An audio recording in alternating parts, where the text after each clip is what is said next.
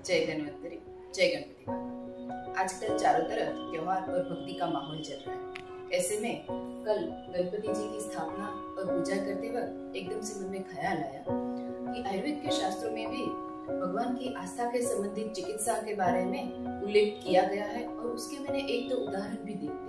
तो चलिए देखते हैं पहले कि वो चिकित्सा पद्धति क्या बताई गई है। चरक संहिता में त्रिविध औषधि बताई है, यानी कि औषधि देने के भी 3 भेद है: देव व्यपाश्रय, युक्ति व्यपाश्रय और सत्वावजय। क्रमशः ये क्या है ये देखते हैं। मंत्र, औषध, मणि, मंगल, बलि, उपहार, होम, नियम, प्रायश्चित, उपवास, स्वस्त्ययन, प्रणिपात, तीर्थगमन आदि देव व्यपाश्रय चिकित्सा का क्षेत्र है, जो कि लोक व्यवहार में कहीं न कहीं प्रचलित भी है। इसके उदाहरण मैं आपको बताती हूँ बाद में।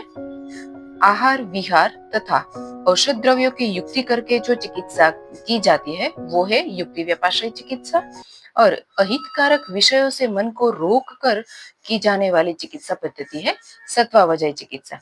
देव व्यपाश्रय चिकित्सा के उदाहरण हम देखते हैं।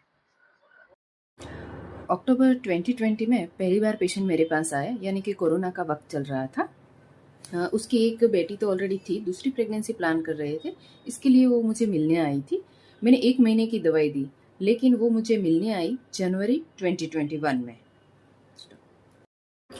यानी पेशेंट 2.5 महीने बाद मेरे पास आया। 1 महीने की दवाई उसने तब तक ली। इस बीच वो लोग गांव चले गए थे और वहाँ उन्होंने गायनिक को कंसल्ट किया। तो गायनिक ने बताया कि आपके पास सिर्फ 6 महीने का वक्त है, यानी कि आपके स्त्री बीज बहुत ही कम है। ज़्यादा से ज़्यादा 6 महीने के अंदर आप प्रेग्नेंट हो जाती हो तो ठीक है, वरना बहुत ही कम चांसेस है या ना के बराबर है।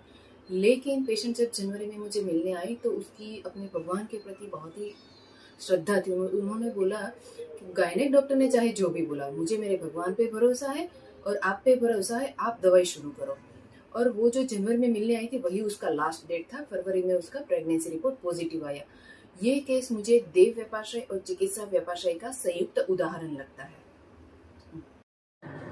दूसरा एक पेशेंट है जो कि जून 2021 में मुझे मिलने आया था। शादी को सिर्फ 1.5 साल ही हुआ था, तो मैंने कुछ रिपोर्ट्स नहीं कराए और ऐसे ही कुछ बेसिक्स मेडिसिन के साथ उनकी ट्रीटमेंट चालू की। 4 से 5 महीने की सारवार के बाद कपल की डिमांड पे मैंने उनके रिपोर्ट्स कराए। वाइफ की ओवुलेशन स्टडी कराई जो कि बहुत ही बढ़िया थी, और हस्बैंड का सीमेन रिपोर्ट कराया। लेकिन सीमेन रिपोर्ट में स्पर्म काउंट एकदम 0, एजोस्पर्मिया। ये सुन के हस्बैंड मेरे पे नाराज हुआ कि ऐसा तो कभी हो ही नहीं सकता, हमारे पूरे खानदान में ऐसा किसी को नहीं है, ये नहीं हो सकता। पेशेंट चला गया मेरे से नाराज होके।